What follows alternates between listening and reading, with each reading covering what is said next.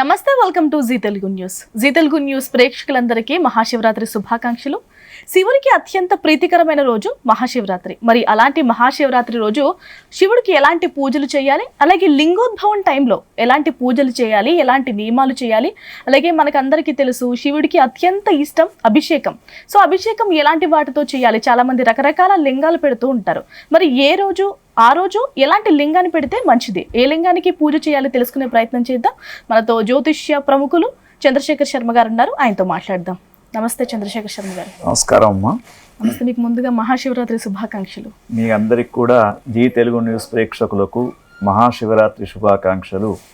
వందే శంభోమాపతిం సురగురుం వందే జగత్కారణం వందే సూర్య శశాంకవగ్ని నయనం వందే ముకుంద ప్రియం వందే భక్తజనాశ్రయంచ వరదం వందే శివం Shankaram. G Telugu news ప్రేక్షకులకు మహాశివరాత్రి పర్వదినాన్ని పురస్కరించుకొని మీ అందరికీ శుభ ఆశీస్సులతో. గురుగారు, మహాశివరాత్రి మనకి నెలకొక శివరాత్రి వస్తుంటుంది, మాస శివరాత్రి. కానీ మహాశివరాత్రికి ఉన్న ప్రాముఖ్యత ఏంటి, విశిష్టత ఏంటి, పూజా విధానం ఏంటి? చాలా చక్కని ప్రశ్నమ్మా. మాఘమాసే కృష్ణపక్షే చతుర్దశ్యాముపోషితః అర్ధరాత్రౌ చ జననం జాత శంభుః స్వయం హరః. మాఘమాసంలో వస్తున్నటువంటి బహుళ చతుర్దశి రోజును మహాశివరాత్రి అని చెప్తూ ఉంటారు. అయితే ప్రతి మాసానికి బహుళపక్షంలో ఒక శివరాత్రి వస్తూ ఉంటుంది. దాన్ని మాస శివరాత్రి అని అంటూ ఉంటాం. సాక్షాత్తు ఆ యొక్క శివుడు ఆవిర్భవించినటువంటి జ్యోతిర్లింగ స్వరూపంగా ఆవిర్భవించినటువంటి రోజు మాఘమాసం బహుళపక్షం చతుర్దశి రోజున అర్ధరాత్రి రోజు జ్యోతిర్లింగ స్వరూపంతో ఆ యొక్క లయకారుడైనటువంటి శివుడు ఆవిర్భవించినటువంటి రోజు కాబట్టి దీనికి మహాశివరాత్రి అని మనం చెప్పుకోవడం జరుగుతుంది. అందుకే మరి యొక్క మహాశివరాత్రి రోజున ఆ శివునికి చక్కని నమస్కారం చేసేసి వందే శంభు ఉమాపతిం సురగురుం వందే జగత్కారణం. మనకి ఈ యొక్క శ్లోకంలోనే ఉంది.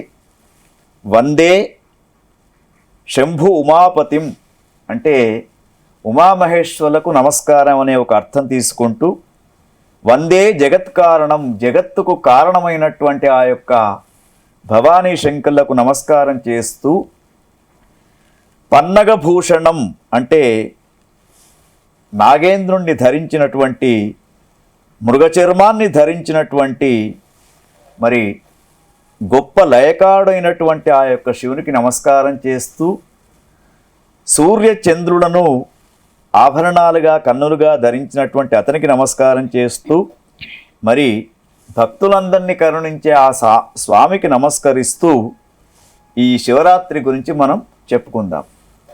ముఖ్యంగా వేదకాలం నుండి మనకు శివుని గురించి చెప్తూ ఉన్నప్పుడు విశ్వరూపుడు, పార్వతీ మనోహరుడు, నాగాభరణుడు, సూర్య శశాంక అగ్ని నేత్రాలతో ఉన్నటువంటి స్వామి విష్ణుప్రియుడు, భక్తజనుడైనటువంటి శంకరుణ్ణి ఆ రోజున జ్యోతిర్లింగ స్వరూపంతో ఆవిర్భవించినటువంటి రోజు కాబట్టి దీనికి మహాశివరాత్రి అని పేరు. అయితే గమ్మత్తు ఏమిటంటే అంతా కూడా దేవుడు దేవుడని చెప్తూ ఉంటాం మిగతా దేవుళ్ళందరినీ, కానీ శివునికి మాత్రం మహాదేవుడు అనే పేరు చాలా చక్కగా ఉంది. మరి ఈ యొక్క శివుడు జ్యోతిర్లింగ స్వరూపంగా ఆవిర్భవించినటువంటి రోజును మహాశివరాత్రి అని మనం చెప్తూ ఉన్నాం.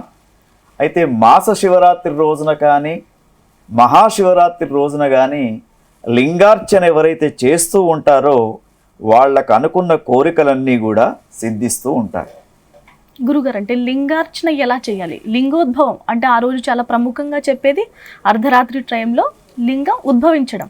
సో అప్పుడు ఎలాంటి పూజలు చేయాలి? అప్పుడు అభిషేకం చేయడం వల్ల ఎలాంటి ఫలితాలు వస్తాయి? చాలా చక్కని ప్రశ్న గాయత్రి. ఎందుకంటే మొట్టమొదలు మనకు తెలుసున్న కథ అయినా కూడా ఈ రోజున ఒక్కసారి అందరం వినాలి, దాని గురించి మరొక్కసారి తెలుసుకోవాలి. ఎందుకంటే బ్రహ్మ విష్ణువు ఇద్దరు కూడా సృష్టి ఆరంభంలో నేను గొప్ప అని చెప్పేసి ఒకరి మధ్యన ఒకరికి పోట్లాడ జరుగుతూ ఉంటుంది. అది ఎంతవరకు వచ్చిందంటే ఒకరిపైన ఒకరు అస్త్రాలు వేసుకోవడం, పాశుపతాలని అంటే అస్త్రాలను ఒకరిపైన ఒకరికి సంధించుకోవడం జరుగుతూ ఉంది. సంధించుకునే సమయంలో భూప్రపంచమంతా కూడా ప్రళయాగ్ని జ్వాలలు లేగుతూ ఉన్నాయి. అంటే ఆ మొత్తం భూమి అంతా కూడా అతలాకుతలం అయిపోతూ ఉన్న సమయంలో దేవతలంతా కూడా వెళ్ళి పరమేశ్వరుని దగ్గర మొరబెట్టుకుంటారు. పెట్టుకోగానే ఆ పరమేశ్వరుడు అర్ధరాత్రి సమయంలో, అంటే మాఘ బహుళ చతుర్దశి అర్ధరాత్రి సమయంలో సుమారు 12 గంటల ప్రాంతంలో ఇద్దరి మధ్య ఒక జ్యోతిర్లింగ స్వరూపంగా ఆవిర్భవిస్తాడు. ఆవిర్భవించిన తర్వాత ఆ జ్యోతిర్లింగం పెరిగి పెరిగి పెరిగి చాలా ఎత్తు వరకు పెరుగుతూ ఉంటుంది. చివరికి బ్రహ్మ విష్ణువులకు ఆ శివుడు ఒక పరీక్ష పెడతాడు. ఏమిటంటే ఎవరైతే నా పై భాగం కానీ కింది భాగం కానీ ఎవరు ముందు, అంటే ఊర్ధ్వభాగంలో అధోభాగంలో ఎవరు ముందు నన్ను చేరుకొని వచ్చి చేస్తారో వారికి ఆధిపత్యం ఇస్తామని చెప్పేసి అంటారు. అప్పుడు వెంటనే హంసవాహనారూఢుడైనటువంటి బ్రహ్మ పైకి ఎగురుతాడు. హంసవాహన రూపంతో, వరాహ రూపంతో విష్ణుమూర్తి ఆ శివలింగం యొక్క క్రింది భాగానికి వెళ్తాడు. విష్ణుమూర్తి వరాహస్వామి రూపంలో వెళ్ళి వెళ్ళి చివరికి ఎక్కడా కనబడకపోయేసరికి నాకు అసలు ఈ యొక్క లింగం యొక్క ఆది దొరకడం లేదని చెప్పేసి పైకి వచ్చేస్తాడు. అతడు తప్పును ఒప్పుకుంటాడు. కానీ బ్రహ్మ మాత్రం పైనుండి వెళ్తూ వెళ్తూ ఉంటాడు. ఒక మొగిలి పువ్వు కింద జారుతున్నట్టు కనబడుతూ ఉంటుంది. ఆ మొగిలి పువ్వును ఆపేసి నువ్వు ఎక్కడి నుండి వస్తున్నావు అంటే నన్ను ఎవరో పైన వేసేశారు, ఆ శివలింగం పైనుంచి కిందికి జారుతూ వస్తూ ఉన్నాను అని చెప్పగానే నాకు ఒక సహాయం చెయ్యి. అప్పటికి బ్రహ్మకు 5 శిరస్సులు ఉన్నాయి. ఓకే. అయితే 5 శిరస్సులు బ్రహ్మ సృష్టి స్థితికారకుడు కాబట్టి ఆ సృష్టి నిర్మాణం చేసే అతని యొక్క మాట విని ఈ మొగిలి పువ్వు ఏదైతే ఉందో అబద్ధ సాక్ష్యం చెప్పుతూ ఉంటుంది. అదేవిధంగా పైనుంచి వస్తున్నటువంటి ఒక గోమాత కూడా కిందికి వచ్చేటప్పుడు ఆ గోమాతతోటి కూడా చిన్న అబద్ధం ఆడిస్తూ ఉంటాడు. ఎవరు? బ్రహ్మ. ఈ 2 సాక్ష్యాలను తీసుకొని శివుని ముందర నేను పైభాగానికి వెళ్ళి దాన్ని స్పృశించి వచ్చానని చెప్పేసి, కావాలంటే ఈ 2 నాకు సాక్ష్యం ఉన్నాయని చెప్పేసి ఆ మొగిలి పువ్వుతోటి తర్వాత ఈ యొక్క గోమాతతోటి అబద్ధ సాక్ష్యం చెప్పించడానికి ప్రయత్నం చేస్తాడు. అయితే మొగిలి పువ్వు చెప్తుంది అవును బ్రహ్మగారు పైనుంచే వస్తూ ఉన్నారని చెప్పేసి.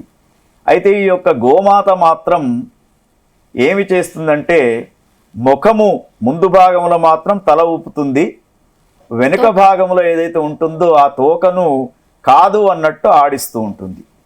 అప్పుడు ఆ యొక్క శివునికి జ్యోతిర్లింగ స్వరూపంతో ఉన్నటువంటి ఆ యొక్క శివునికి చాలా కోపం వచ్చేసి ఈ ఏదైతే 5 శిరస్సులతో ఉన్నటువంటి బ్రహ్మ యొక్క పై శిరస్సును చిటికెన వేలుతోటి గోటితోటి తీసేస్తాడు. తీసేసిన తర్వాత దాన్ని కపాలంగా మార్చుకొని అదే బ్రహ్మ కపాలంగా భిక్షాపాత్రగా పెట్టుకుంటూ ఉంటాడు ఆ యొక్క శివుడు. ఈ విధంగా బ్రహ్మ తర్వాత విష్ణువు ఇద్దరు కలిసి చక్కని స్తోత్రాలు చేసి ఆ జ్యోతిర్లింగ స్వరూపంతో ఉన్నటువంటి స్వామిని చల్లబరుస్తూ ఉంటారు. అప్పుడు ఆ యొక్క శివుడు లింగాకార స్వరూపంతో, జ్యోతిర్లింగంగా ఉన్నటువంటి శివుడు లింగాకార స్వరూపంతో ఆవిర్భవించినటువంటి రోజు కాబట్టి దానికి మనము మహాశివరాత్రి లింగోద్భవ కాలం అని చెప్పేసి దానికి చెప్పడం జరుగుతుంది. గురుగారు, అంటే లింగోద్భవం టైంలో చాలామంది అభిషేకాలు చేస్తూ ఉంటారు. వేటితో అభిషేకాలు చేస్తే మంచిదంటారు? అంటే ఇప్పుడు నా గ్రహం వేరు, నా రాశి వేరు, సో మీది వేరు, అంటే దాన్ని బేస్ చేసుకుని ఏమైనా చేయాల్సింది ఉంటుందంటారా? చాలా మంచి ప్రశ్న అమ్మా. ఎందుకంటే మనకు పురాణ శాస్త్రాల్లో చెప్పబడి ఉన్నటువంటిది ఏమిటంటే అభిషేక ప్రియ శంభు అలంకార ప్రియో విష్ణు. ముఖ్యంగా మహాశివరాత్రి రోజున విశేషమైనటువంటి పూజాది కార్యక్రమాలు, అభిషేకం అనేది చాలా ప్రాధాన్యత సంతరించుకుంటూ ఉంటుంది. అయితే ఈ అభిషేకం అనేది కూడా 3 గంటలకు ఒక జాము చొప్పున, అంటే సాయంకాలం 6 గంటల నుంచి 9 గంటలు, 9 నుంచి 12, 12 నుండి 3, 3 నుండి 6 గంటల దాకా 4 జాములలో 4 రకాల పదార్థాలతో ఆ యొక్క శివుడికి అభిషేకం చేయాలి. లేదు ఒకేసారి అభిషేకం చేసుకుంటామంటే ఆవు పాలు, పెరుగు, తేనె, నెయ్యి, శర్కర, వీటిని పంచామృతాలని చెప్పేసి అంటూ ఉంటారు. ఆ పంచామృతాలతోటి శివుడికి చాలా ఇష్టమైనటువంటి వేద మంత్రాలు ఏమైనా ఉన్నాయా అంటే అవి నమక చమకము, వాటిని రుద్ర నమక చమకం అని చెప్పేసి చెప్తూ ఉంటారు. వాటిలో నమకం అంతా కూడా శివుని యొక్క స్తుతి ఉంటూ ఉంటుంది. నమస్తే అస్తు భగవన్ విశ్వేశ్వరాయ మహాదేవాయ త్రియంబకాయ త్రిపురాంతకాయ, ఇట్లా మంత్రాలు ఉంటూ ఉంటాయి. అంటే అదంతా కూడా అతన్ని స్తుతిస్తూ చమకములో మన ప్రార్థనను, అంటే మన మనస్సులో ఉన్నటువంటి ప్రార్థనను ఆ యొక్క లింగ స్వరూపమైనటువంటి పరమేశ్వరునికి విన్నవించుకుంటూ మరి వేద మంత్రాలతోటి అభిషేకం చేయడం ఒక పద్ధతి. అయితే ముఖ్యంగా మనకిక్కడ కృతేతు మణిమయలింగం త్రేతాయాం స్ఫటికాకారః ద్వాపరే పారదం శ్రేష్టం పార్థివంతు కలౌ యుగే. ముఖ్యంగా యుగానికి ఒక ప్రత్యేకత చెప్పడం జరిగింది. ఏమిటంటే కృతయుగంలో మణులతో కూడుకున్నటువంటి మణిమయ లింగాలను పూజిస్తే శ్రేష్టం. తర్వాత త్రేతాయుగంలో స్ఫటిక లింగ పూజ ఎక్కువగా ప్రాచుర్యంలో ఉండే.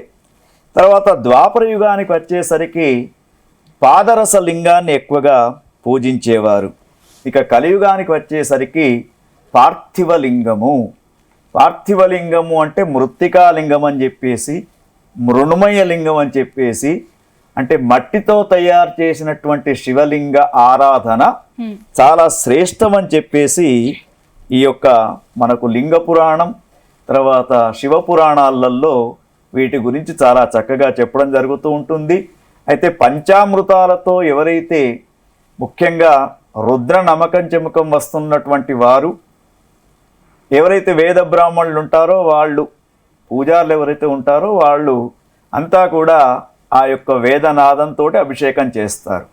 మరి మామూలుగా ఉన్నటువంటి వారు ఎట్లా అభిషేకం చేయాలనుకున్నప్పుడు షడక్షరీ మంత్రమైనటువంటి ఓం నమశివాయ లేకుంటే నమశివాయ పంచాక్షరీ మంత్రంతో హర హర హర మహాదేవ అంటూ శివునికి లింగార్చన చేస్తే ఆ రోజు మనం చేసుకున్నటువంటి పాపాలన్నీ దూరమై మన మనస్సులో ఉన్నటువంటి కోరికలను సిద్ధింపచేస్తాడు ఆ స్వామి. గురుగారు, అంటే మహాశివరాత్రి రోజు అభిషేకం గురించి చాలా చక్కగా చెప్పారు, కానీ ఇంకా చాలా ఉంటాయి. అభిషేకం, జాగరణ, ఉపవాసం, ఇలా చెప్పుకుంటూ వెళ్తే మీరు ఉపవాసం గురించి ఏం చెప్తారు? ఇంకొకటమ్మా, అభిషేకం చేసిన తర్వాత మనకు అంటే ముఖ్యంగా శివరాత్రి అంటేనే 3 నియమాలు ఖచ్చితంగా పాటించాలి. ఒకటి అభిషేకము, శివ ఆరాధన, రెండవది ఉపవాసము, మూడవది జాగరణ. ఈ 3 తప్పకుండా చేయాలి. అందుకే మనకు జన్మానికో శివరాత్రి అంటారు. లెక్క ప్రకారంగా జన్మానికో శివరాత్రి ఏంటి అసలు? మనకు ఎన్ని సంవత్సరాలు బ్రతుకుతే అన్ని శివరాత్రులు మనం చూస్తూ ఉన్నాం. కానీ ప్రతి శివరాత్రి తర్వాత మనిషి అనుకునేది ఏమిటంటే మళ్ళా శివరాత్రి నేను చూస్తానో చూడను. అందుకే జన్మానికో శివరాత్రి అనేది వాడుకలో వచ్చింది. అయితే శివుడికి పంచామృతాలతో అభిషేకం చేసిన తర్వాత శివుడికి ఇష్టమైనటువంటి పూలు ఏమిటి అంటే ఎటువంటి పుష్పాలు ఆ స్వామికి సమర్పించాలి? మల్లికా మాధవీ జాతి ద్రోణంచ శతపత్రకం కమలం కైరవం చైవ తథా నీలోత్పాలాని చ మధూక బృహతే బిల్వః మపామార్గంచ పాటలం. కొన్ని పుష్పాలు ప్రత్యేకంగా అయితే శివుడికి సువాసన లేనటువంటి పుష్పాలే చాలా ఇష్టం. దాంట్లో శివార్చనకు జిల్లేడు, మందారము, జమ్మి, మారేడు, ఉత్తరేణి, ఉమ్మెత్త, తర్వాత సంపెంగ, ఇటువంటి తుమ్మి పూలు, ఇటువంటి పూలతోటి శివుడు అష్టోత్తరనామంతో పూజ చేస్తే చాలా సంతోషపడతాడు. ఇది శివుని యొక్క అర్చన. తర్వాత మరి ఉపవాసం అంటే ఏమిటి? గురుగారంటే దానికంటే ముందు చాలా మంది మల్లె పువ్వులు, తెల్లని పువ్వులతో కూడా చేస్తూ ఉంటారు. అది శుభప్రదమేనా? అంటే ముఖ్యంగా అలంకార ప్రియుడైనటువంటి విష్ణువుకు సువాసన భరితమైనటువంటి పుష్పాలంటే ఇష్టం. అంటే తెల్ల రంగు ఉన్నది కాబట్టి ఆ తెల్ల రంగుకు ప్రాధాన్యత ఇస్తూ శివునికి సమర్పిస్తారు. కానీ మనం చెప్పుకున్నటువంటి ఈ పుష్పాలు అన్నిటికంటే ఇంకా ఏమిటంటే ప్రకృతి మాత ఒడిలో పోసినటువంటి కాసినటువంటి ఏవైతే పండ్లు కాయలు ఇటువంటివి ఉంటాయో, ముఖ్యంగా బిల్వపత్రం అంటారు. త్రిదళం త్రిగుణాకారం త్రినేత్రంచ త్రియాయుధం త్రిజన్మ పాప సంహారం ఏకబిల్వం శివార్పణం అని చెప్పేసి 3 ఆకులతో కూడుకున్నటువంటి మారేడు దళాన్ని ఆ బిల్వపత్రం అంటారు.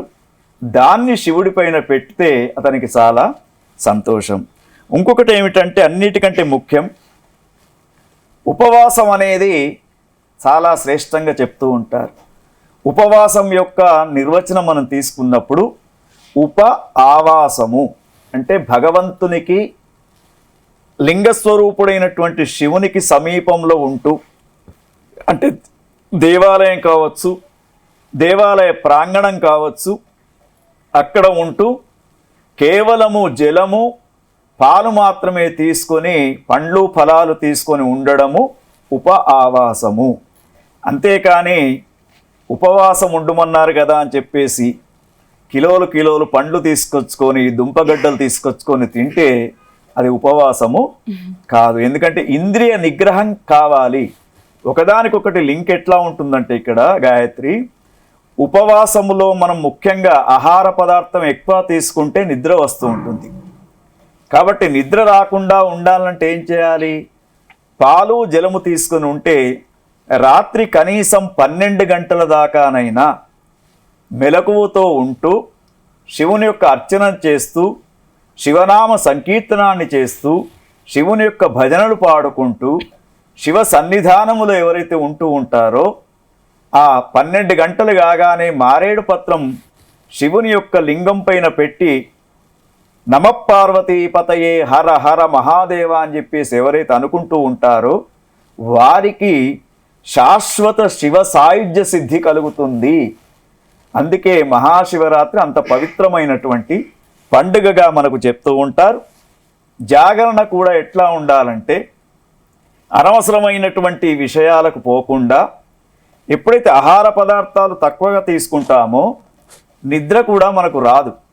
దానికి దీనికి మనకు సంబంధం ఉంది కాబట్టి నిద్ర లేకుండా పరమేశ్వరుని యొక్క సన్నిధానంలో ఉంటూ భజన కీర్తనలు వింటూ లేదా శివ అష్టోత్తర నామాలు చదువుకోవడం కానీ శివుని యొక్క స్తోత్ర రత్నావళి చదువుకోవడం కానీ చేస్తారో వారికి మరి శివ సాయుధ్య సిద్ధి కలుగుతుందని చెప్పేసి మన పురాణ గ్రంథాలన్నీ కూడా చెప్తూ ఉన్నాయి. గురువు గారు అంటే అసలు అవన్నీ చదివేంత ఖాళీ సంకీర్తనలు అసలు భజనలు చూసి చాలా కాలమైంది. ఇప్పుడంతా టీవీలో పెట్టుకుంటున్నారు, లేదంటే ఫోన్స్లో పెట్టుకుంటున్నారు. ఇవన్నీ యాక్సెప్టబుల్ అంటారా? ఒక రకంగా చూస్తే నవవిధ భక్తి మార్గాలలో 9 భక్తి మార్గాలు ఉన్నాయి. దాంట్లో దేని ప్రకారమైనా కూడా శ్రవణం కావచ్చు, కీర్తనం కావచ్చు, వందనం కావచ్చు, పాదసేవనం కావచ్చు, అర్చనం కావచ్చు, ఏదో ఒక రకమైనటువంటి భక్తి మార్గములో ఉండడము. ఎందుకంటే కలియుగం ప్రవేశించిన తర్వాత కలి ప్రతి ఇంట్లో కూడా తాండవిస్తూ ఉంటాడు. కాబట్టి కలి ప్రవేశించిన తర్వాత మన భావన ఎట్లా ఉంటే భక్తి అట్లానే ఉంటూ ఉంటుంది కాబట్టి సాధ్యమైనంత వరకు శివుని జాగరణలో భక్తి సంబంధమైనటువంటి విషయాలే వినడము చూడడం చేస్తే చాలా మంచిది. గురుగారు అంటే ఆ రోజు చాలా మంది ఈ విశిష్టత తెలిపే సినిమాలు చూస్తూ ఉంటారు నిద్ర రాకుండా, ఇలాంటివి చేయొచ్చు అంటారా? తప్పకుండానమ్మా, ఎందుకంటే సినిమాలలో కూడా శివతత్వాన్ని చూపించే సినిమాలు ఉన్నాయి. తర్వాత శివుని యొక్క భక్తులుగా ఉన్నటువంటి వారి యొక్క సినిమాలు కూడా చూపిస్తూ ఉంటారు.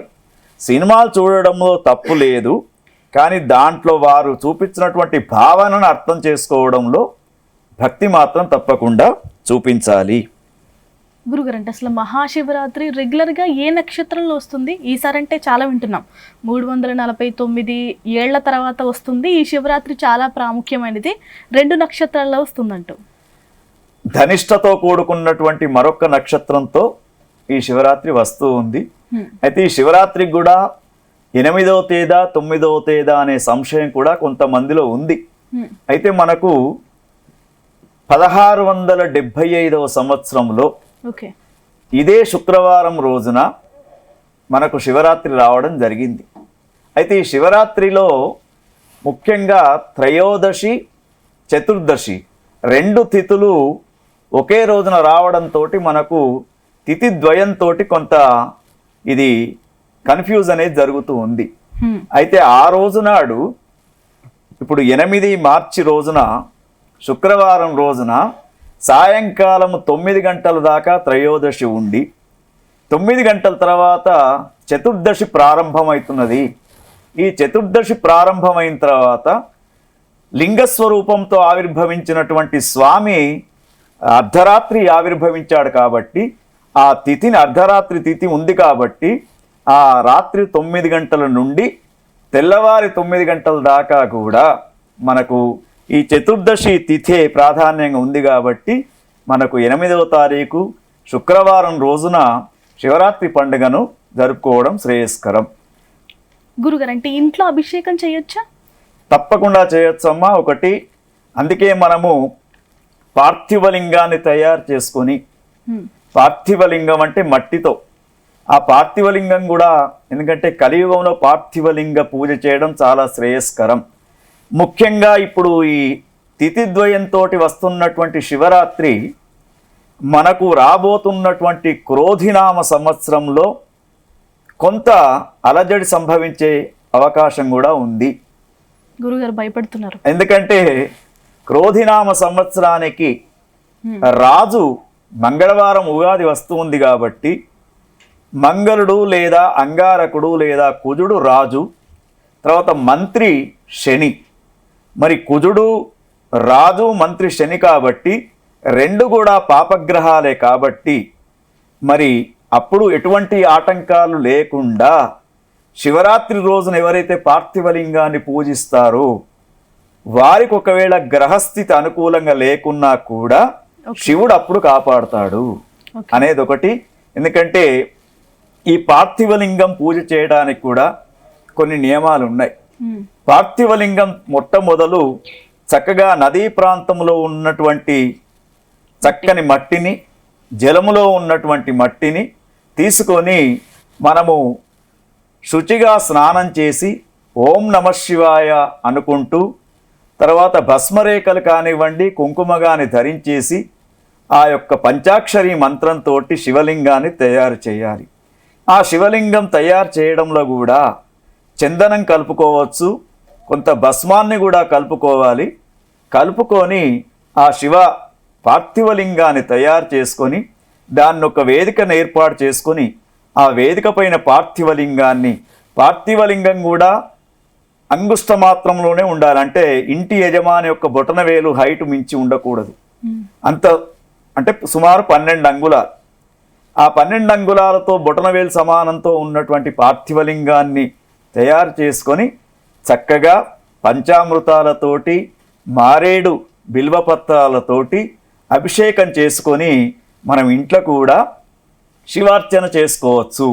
ఎందుకంటే ఆ రోజు మనం ఏ దేవాలయానికి వెళ్ళినా కూడా విపరీతమైనటువంటి భక్త జనాలు ఎక్కువగా ఉంటారు కాబట్టి మరి మనం ఇంట్లో స్వయంగా ఏకాగ్రతతో చక్కగా చేసుకొని శివరాత్రి చక్కగా ఇంట్లో కూడా చేసుకోవడానికి అవకాశం ఉంటుంది.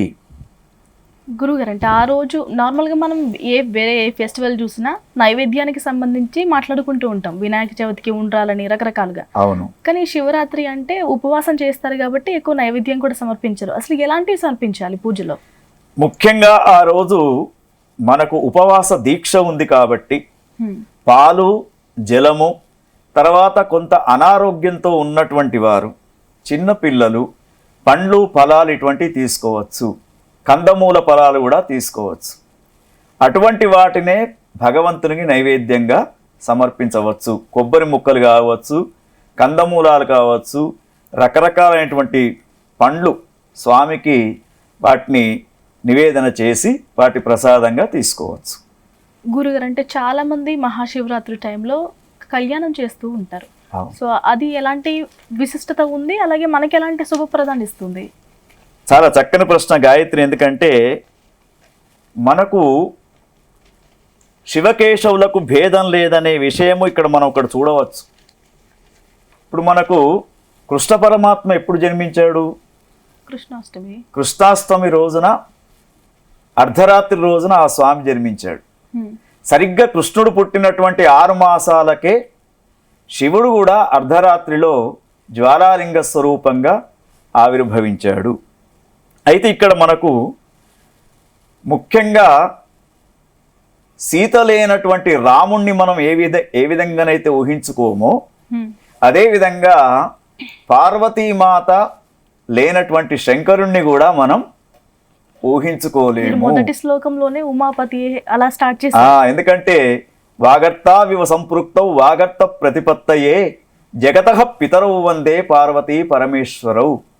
ఈ ప్రపంచానికి మొత్తానికి కూడా తల్లిదండ్రుల స్వరూపం ఎవరు, ఆది దంపతులు ఎవరు అంటే పార్వతీ పరమేశ్వరులు మాత్రమే. మరి చూడమ్మా, మనకు ఆ రోజు నాడు చాలా దేవాలయాలలో అర్ధరాత్రి పూట శివ కళ్యాణం చేస్తారు. శివపార్వతుల యొక్క కళ్యాణం చేస్తూ ఉంటారు. మరి ఎందుకు శివపార్వతుల యొక్క కళ్యాణం అంటే శివుడు కోరుకున్నాడట. ఎందుకు? మాఘమాసం, బహుళపక్షం, మరి చతుర్దశి, తెల్లవారితే అమావాస్య. అమావాస్య, చతుర్దశిలో ఎటువంటి శుభకార్యాలు పెట్టరు, ముహూర్తాలు కూడా. కాబట్టి మీ ఎవ్వరికి ఎటువంటి పనులు ఉండవు. హాయిగా మళ్ళా పగలు కూడా మీరు అన్ని పనులు చేసుకొని అర్ధరాత్రి పూట నాకు కళ్యాణం చెయ్యండి అని చెప్పేసి ఆ పరమేశ్వరుడే కోరుకున్నాడట. ఎందుకంటే ఆ కళ్యాణానికి కూడా ఏమిటి, అందుకే చూడండి వైష్ణవ దేవాలయాలలో వైభవంగా అలంకరణతో స్వామి కళ్యాణం చేస్తారు. శివాలయంలో అలంకరణ కూడా ఎక్కువ ఉండదు. ఎందుకంటే అతడు చెంబెడు నీళ్లు పోసి ఒక పత్రిదళం సమర్పిస్తేనే తృప్తి పడే దేవుడు, బోలా శంకరుడు అని చెప్పేసి అతనికి పేరు. తర్వాత ఏ రాక్షసుడు తపస్సు చేసినా మొట్టమొదలు ప్రత్యక్షమయ్యేది శివుడే. అన్ని వరాలు ఇచ్చేవాడు కూడా శివుడే. తర్వాత అతనికి ఎన్నో రకాల మరి శివుని యొక్క శివస్థుతిని చూసినా, శివతత్వాన్ని చూసినా కూడా ఏం చేస్తాడు, ఈ రాక్షసులు తర్వాత దేవతలు సముద్రమదనం చేసినప్పుడు హాలాహలం ఎప్పుడైతే వెళ్ళిందో అప్పుడు అందరూ భయపడి దాన్ని ఎవరు తీసుకోరు. ఆ హాలాహలాన్ని తీసుకొని మరి దేవతలంతా కూడా శివుని దగ్గరికి వస్తారు. రాగానే తపోముద్రలో ఉన్నటువంటి శివుని పక్కకు అమ్మవారు కూర్చొని ఉంది. వచ్చేసి శివుణ్ణి అడుగుతారు. మరి అన్ని పారిజాత వృక్షము అటువంటి అన్నీ కూడా తలా ఒకటి తీసేసుకున్నారు. కానీ ఈ యొక్క విషము రాగానే, ఆ గరళము రాగానే శంకరుని దగ్గరికి వచ్చారు. వచ్చేసి ఈ గరళాన్ని మింగే ధైర్యవంతుడు నీవే శివ అని చెప్పేసి ప్రార్థన చేస్తూ ఉంటే పక్కకున్నటువంటి పార్వతీమాతకి చూశాడు. చూసి అమ్మ వాళ్ళు ఏదో అడుగుతున్నారు చేయమంటావా అని అడిగాడు. అందుకే అక్కడ చెప్తూ ఉంటాడు మనకు మహాకవి పోతన భాగవతంలో, మృంగెడివాడు విభుండును మృంగెడిదియు గరళమనియు మేలని ప్రజకున్ మృంగుమనే సర్వమంగళ మంగళ సూత్రంబు నెంత మది నమ్మినదో. అక్కడ చెప్తూ ఉంటాడు ఏమంటున్నాడు చూడండి, మిరింగెడివాడు విభుండని. మరి ఎవరు మింగేది విషాన్ని? తన భర్త శివుడు మింగాలి. తర్వాత మింగుమని చెప్పేసింది ఎవరు? పార్వతీదేవి. పార్వతి. సర్వమంగళ అని ఆమెకు పేరు. మింగుమని చెప్పేసింది ఎందుకు? ప్రజలకు మేలని, ప్రజలందరికీ కూడా మేలు జరుగుతుందని చెప్పేసి మింగుమని చెప్పిందయ్యా సర్వమంగళ. మరి ఎందుకు చెప్పింది? కవి భావన ఏమిటంటే మంగళసూత్రాన్ని ఆమె గంత గట్టిగా నమ్మింది.